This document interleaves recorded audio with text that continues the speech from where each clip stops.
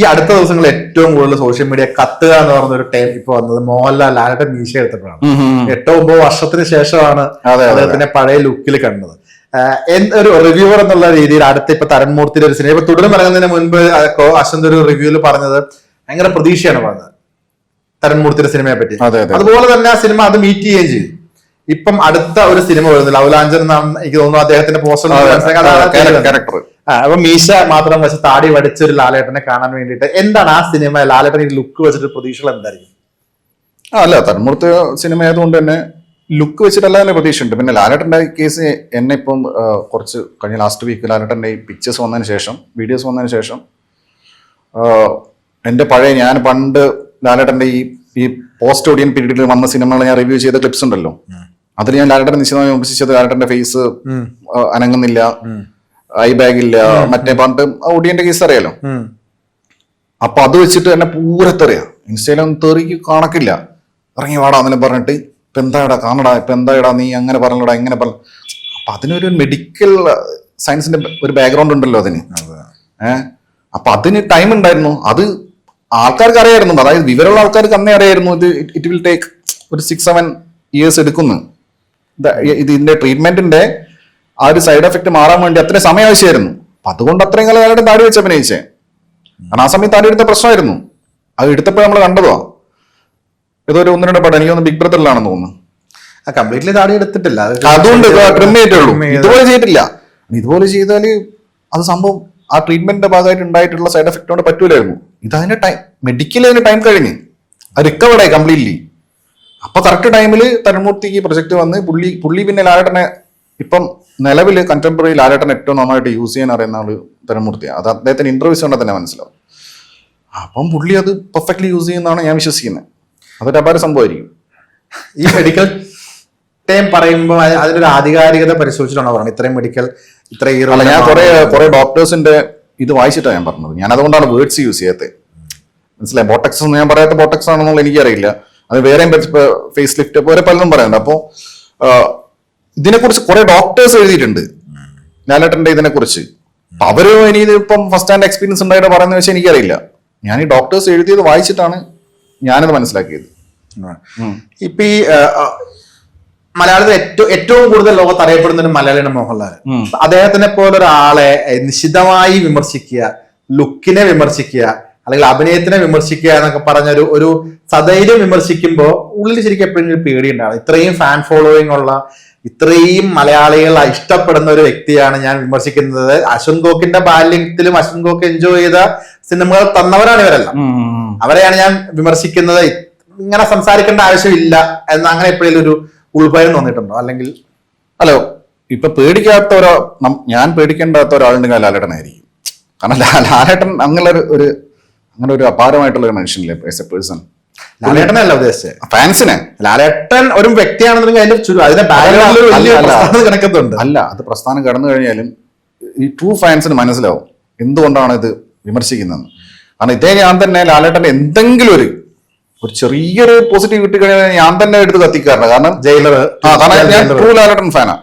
അപ്പോ നേര് വന്ന സമയത്ത് എനിക്ക് ലിറ്ററലി ഞാൻ കരഞ്ഞിട്ടുണ്ട് സിനിമ കണ്ടിട്ട്. അതായത് ആ കരഞ്ഞ മീൻസ് ഞാനങ്ങനെ സങ്കടം കൊണ്ട് കരഞ്ഞല്ല, അത് നമുക്കൊരു ഇമോഷണൽ വരുന്ന സമയത്ത് മറിഞ്ഞു പറഞ്ഞാൽ അപ്പാട് പൊട്ടിക്കറിഞ്ഞില്ല, അങ്ങനെ കണ്ണു പറഞ്ഞു. കാരണം നേരങ്ങനെ ആ സമയത്ത് കിട്ടിയ ഒരു ജമ്മായിരുന്നു ആ സമയത്ത്. അപാര സിനിമയൊന്നുമല്ല, പക്ഷെ ലാലേട്ടന്റെ ആ സാധനം കിട്ടിയ ന്യൂആൻസൻസ് കിട്ടിയപ്പോ സന്തോഷം. അപ്പൊ അതുകൊണ്ട് അല്ലാതെ ഈ അന്തം ഫാൻസിന് എന്തായാലും ദേഷ്യം കാണുമല്ലോ.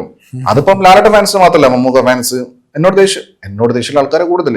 അപ്പൊ ഇതിങ്ങനെ പേടിച്ചു കഴിഞ്ഞാൽ ഇപ്പണി നടക്കൂല. എനിക്ക് തോന്നുന്നു മലയാളത്തിലൊക്കെ ആദ്യമായിട്ടായിരിക്കും ഒരാൾ മറ്റുള്ളവരുടെ ദേഷ്യം വിറ്റ് കാശാക്കുന്നത് ഞാൻ കണ്ടിട്ടുള്ളത്. അല്ല, ഇത് ഞാൻ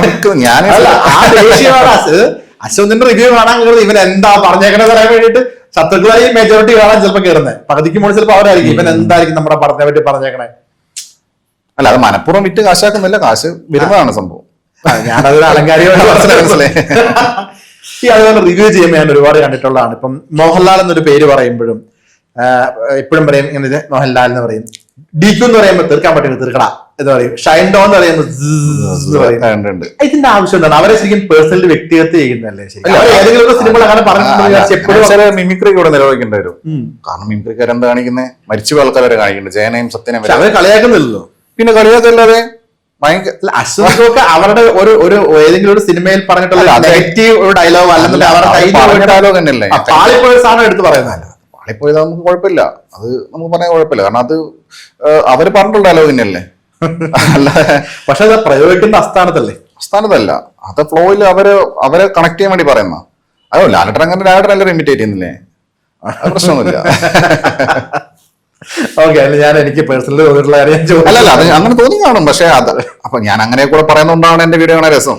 അതെ, ഞാനിങ്ങനെ ഇരുന്ന് വാർത്ത വായിക്കും പോലെ പറഞ്ഞു കഴിഞ്ഞാല് ഒരു സുഖമില്ലല്ലോ. മലയാളത്തിലെ മോഹൻലാല്, മമ്മൂട്ടി, സുരേഷ് ഗോപി, ജയറാം, ഈ 4 പേരായിരുന്നു ഒരു സമയത്തുണ്ടായിരുന്നു.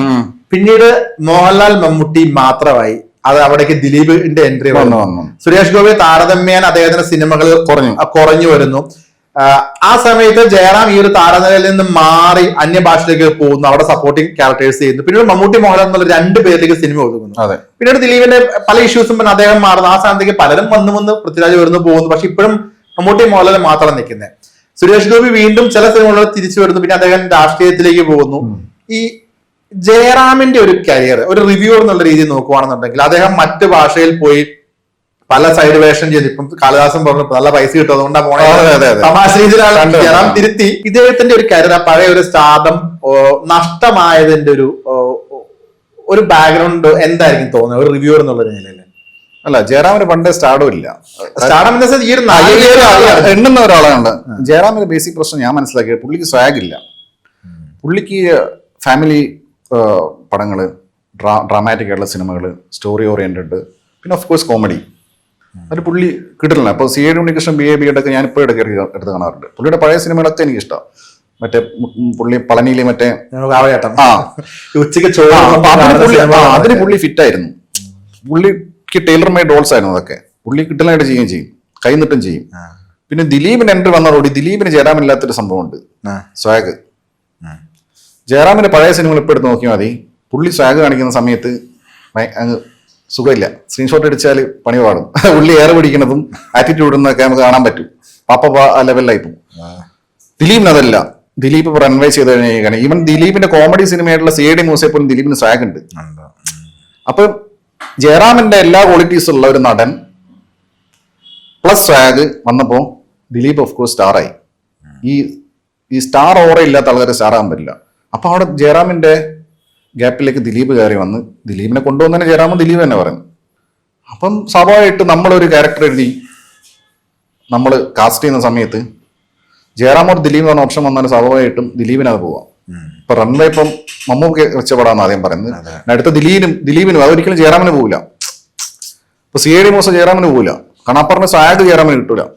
അപ്പൊ അങ്ങനെ വന്ന് പുള്ളിയുടെ നാച്ചുറൽ സാഗില്ലായ്മ കൊണ്ട് പുള്ളി ഫില്ലോട്ടായി പോയതാണ്. പിന്നെ പുള്ളി പറഞ്ഞ പോലെ അന്യഭാഷയിൽ പോവുകയും ചെയ്തു. അതാണ് ഞാൻ മനസ്സിലാക്കുന്നത്. ഇപ്പൊ ഓസ്ലോക്ക് തന്നെ പുള്ളിക്ക് എടുത്താൽ പോകാത്ത റോളത്. പുള്ളി എങ്ങനെയൊക്കെയോ ഒപ്പിച്ചത് അത് ശ്വാസമൊക്കെ പിടിച്ചിട്ട്. അപ്പൊ അതാണ് എനിക്ക് തോന്നിയിട്ടുള്ളത്. ഇതിപ്പോ ഞാനിപ്പോ ജയറാമിനെ വ്യക്തിയെ ചെയ്ത് പറഞ്ഞല്ലേ, എനിക്ക് തോന്നി അറിയാൻ പറഞ്ഞു. അപ്പൊ പുള്ളിക്ക് ഇത് തന്നെ ബെറ്റർ, ഒരു സപ്പോർട്ടിംഗ് ആയിട്ട് തന്നെ ബെറ്റർ. നായകനായിട്ട് വരുവാണെങ്കിൽ പുള്ളി എന്റെ അടുത്ത് വെറുതെ ഒരു ഭാര്യ ഏതൊരു പടം എന്റെ ഹിറ്റായിട്ട് ഉണ്ടായിരുന്നു. അത് എത്രയോ വർഷം അതന്നെ പറഞ്ഞ അവസാനമായിട്ട് ഹിറ്റായതാണെന്ന് എനിക്ക് തോന്നുന്നത്. അപ്പോ പുള്ളിക്ക് അങ്ങനെ പിടിച്ച് ചെയ്യാൻ പറ്റും. ഡ്രാമ കോമഡി ഒരു സൂപ്പർ ഹിറ്റ് ആയിരുന്നു. അതാണ് ഡ്രാമ, അതിൽ നമുക്ക് ഉണ്ടല്ലോ ഡ്രാമ, കോമഡി, ഇമോഷണൽ സീൻസ് ഒക്കെ ഗംഭീരമായിട്ട് ചെയ്യുന്നു മൂപ്പർ. മറ്റേ ഈ സിനിമയില്ലേ ബാബുവിന് വില്ലനായിട്ടുള്ള, എനിക്ക് ഭയങ്കര മെമ്മറി ലോസ് ഉണ്ട്, അവിടെ ഈ പേര് കിട്ടാത്ത ഉത്തമനിലൊക്കെ അതിൽ മീമൊക്കെ കണ്ടില്ലേ. അതായത് ദിലീപിന്റെ അതേ സോണിൽ ജയറാം സ്ട്രോങ് ആണ്, പക്ഷെ ഈ ഒരു ഒറ്റ സോണിൽ മിസ്സായി പോയി.